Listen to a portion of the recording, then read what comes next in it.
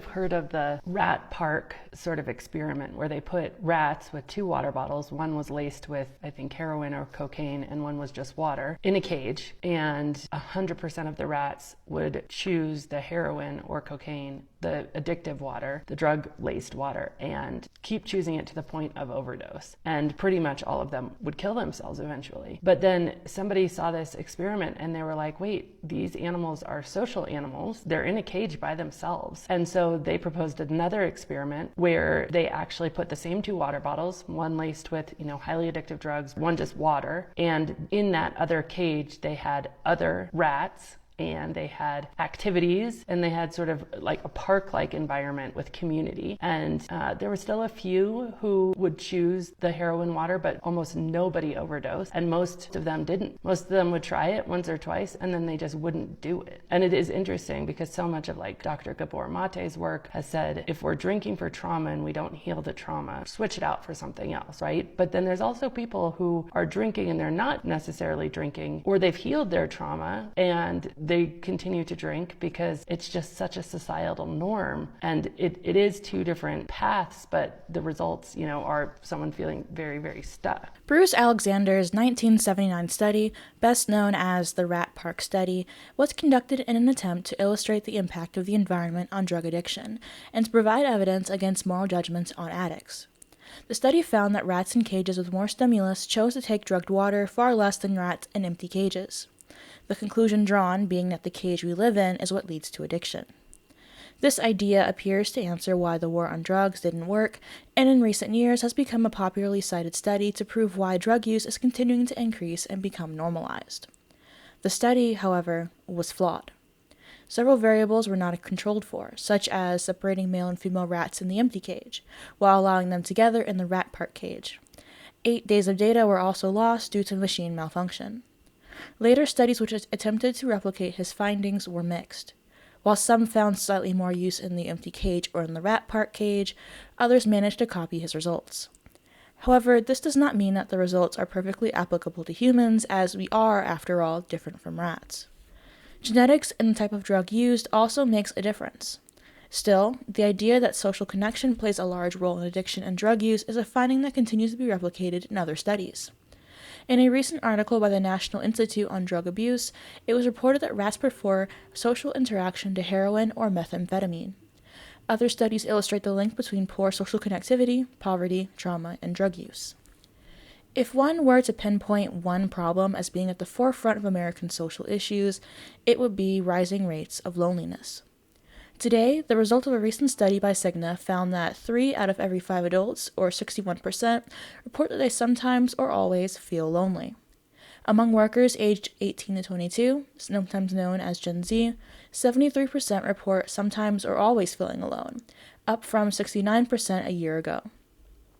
Loneliness has been correlated to a higher risk of depression, chronic pain, cardiovascular disease, cognitive decline, poor immune system, sleep disturbances, and substance abuse. Although not technically a substance to be abused, consumerism and compulsive buying is often used as an alleviative treatment for discontent. It's day 166 of being a girl, and I'm in New York City! Woohoo! And I'm going shopping for my first over-the-top designer purse, and I'm gonna treat myself and be a little reckless. And I want to stress that being a girl is not about buying purses, because I already see the haters using this against me with the whole, she thinks being a woman is only about buying purses. No, it's not. But sometimes buying a purse can be fun, so let's let it be fun, okay? I'm bringing my goose purse to show the sales associates that I really mean business. Let's go! I haven't gotten super into purses yet because I'm nervous that once I start, I won't be able to stop, and I might be creating a monster today. We're going to a few different stores, and then we'll decide at the end which one we like best. First up, Chanel. Woohoo! I'm buying my first designer bag today. Oh, no. Oh my gosh. Gorgeous. So I don't know if I can afford those ones, but they're really beautiful. Dior, going to Dior. Ooh, D for Dylan. Oh, this is a strong contender just for that. Giddy up. Next stop, Burberry. Cute, I feel like it'll go with everything. It's giving Blair Waldorf. Gucci, Gucci, Gucci. I love her. with the strap. Oh. The bag is secure to come back for part 2 to see which one I picked. Love ya. According to the research conducted by Kim Park and Kim, compulsive buying is a pathological form of repetitive and excessive buying developed in response to psychological problems. Consumers who engage in compulsive buying do so because it provides immediate, although short-term, relief from anxiety or depression they are experiencing. Consequently, compulsive buying reflects a way of coping with life's challenges brought about by low self-esteem and self-image concerns, as well as emotional tension. All of this is occurring alongside a rise of hyper-individualism, which serves to separate individuals from forming connections with those in their class, and to splinter identities into the smallest pieces imaginable in order to create more markets for products to be sold. This can best be seen within the intersection of gender ideology and consumerism. Capitalism has always been built on the idea of maintaining gender roles. As a result, many industries are built on selling products to specific demographics. Some are justifiable due to differing needs, such as hair care products, which need to be different because hair types have different requirements. But others are merely playing into preconceived notions about how people should act due to gender stereotypes. Baby dolls are made for little girls to play with because little girls are presumed to be one-day mothers. Boys, on the other hand, are not encouraged to play with baby dolls despite the fact that they too could become fathers.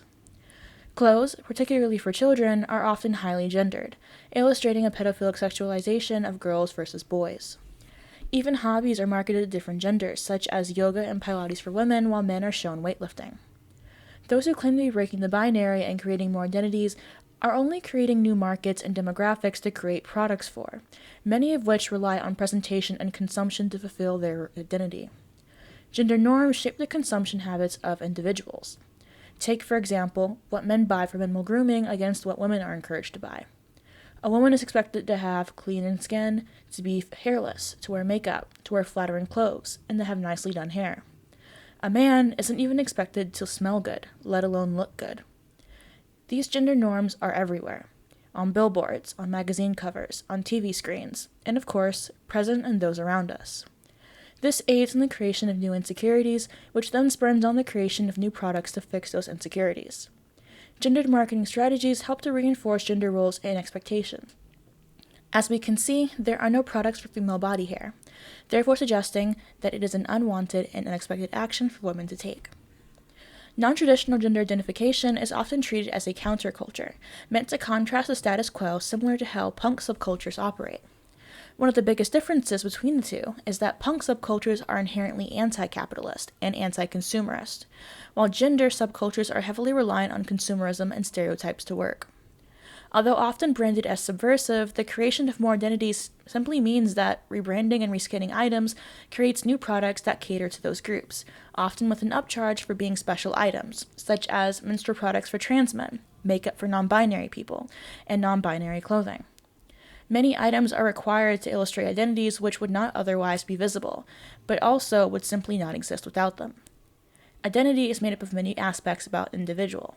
Some can be earned, such as becoming a parent, entering a profession, or taking up a hobby. Others can be changed, like socioeconomic status or dating status. Others still are immutable, such as race, sex, and nationality. One can be a teacher without those around you always being aware of that being a part of your identity. Buying mugs or t-shirts which reference that profession can let others know, but the purchase of such things aren't required to have the identity of teacher. The same cannot be said of identities like demisexual, asexual, or non-binary, which rely on the validation and viewing of others to exist, as they do not have culturally ascribed values. In many cases, these identities are ill-defined and vague enough to where they don't have rigid values even within that community. Because gender ideology relies on stereotypes to define gender, it relies on consumption of goods to fulfill those identities. Femininity is imposed on women, not innate, but because they are conflated, those who seek out femininity are deemed women. In turn, those who do not engage in active feminine behaviors, as femininity is an active choice, women who are passive are deemed masculine, and therefore not women. Because gender identity relies on external validation, one must visibly show the identity through image markers. These items in turn are denoted to reflect an identity. So if one likes makeup, they are a girl, and girls like makeup. Defining gender via these stereotypes instead of on biological sex creates a demand for items that help fulfill them, which also creates an artificial demand. It is impossible to extricate gender ideology from consumerism, as it relies on being seen by others to exist at all. That this trend has exploded in popularity during late-stage capitalism, where it is a perk and not a bug that we are alienated from one another and encouraged to instead deal with the resulting isolation, depression, and discontent through continuing that system. This addictive consumption is tied to an addiction to social media and internet use, all of which are meant to replace the human connection that capitalism denies us. The only way to address this problem is to address it at the root. Society as it is needs restructuring to allow us to create meaningful connections with those around us. Humans are social creatures, and society as it is now actively prevents us from fulfilling that need. It offers us alternatives, but these alternatives benefit only a select few, and harm so many more. This, dear viewers, is where we part. The code for this episode is Orange is the New Black, because that's what I'm rewatching while I do the editing for this. If you guys have any comments, questions, or concerns, let me know. But this topic is not one that I got into super deep here because I didn't want to plop in a bunch of Marxist theory. But basically, we all are aware that gender and stereotypes are basically conflated. So if you're a woman, you must be feminine. And if you're not feminine, then you're not a woman. And if you are feminine and you're a man, well, that means you're a woman. All of that relies on buying and signaling and purchasing, and the idea that it's subversive or punk or anti-capitalist to partake in gender ideology is just incorrect. If you guys have any comments, questions, or concerns, leave them down below, and I'll see you guys next time. Bye.